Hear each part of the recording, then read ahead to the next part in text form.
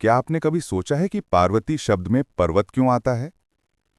क्योंकि पार्वती जी पर्वतराज की पुत्री हैं और जिनके समकक्ष वे हैं, वे स्वयं महादेव हैं जो कैलाश पर्वत पर निवास करते हैं। इसीलिए उन्हें पार्वती कहा गया।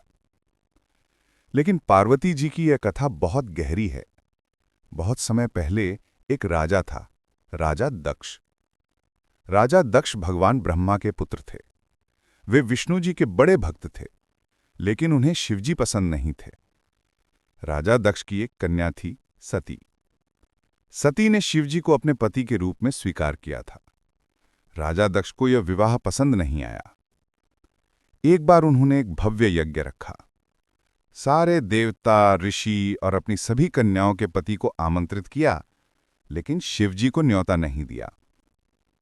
सती ने कहा, मैं अपने पिता के यज्ञ में जाऊंगी। शिवजी ने उन्हें रोका नहीं, लेकिन स्वयं नहीं गए।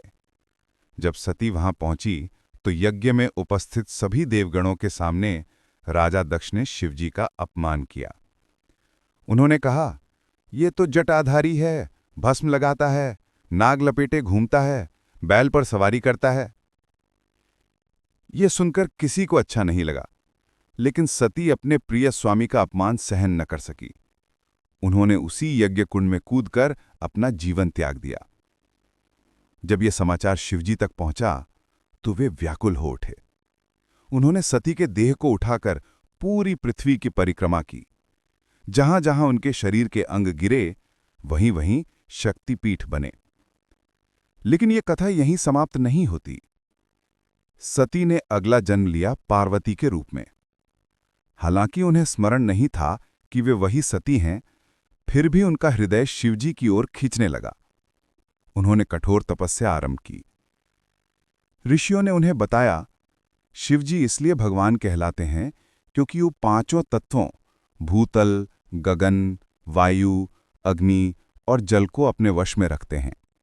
उन्हें पाने के लिए तुम्हें भी इन तत्वों पर नियंत्रण पाना होगा। पार्वती जी ने निश्चय कर लिया कि वे तपस्या करेंगी। उन्होंने कठोर साधना की।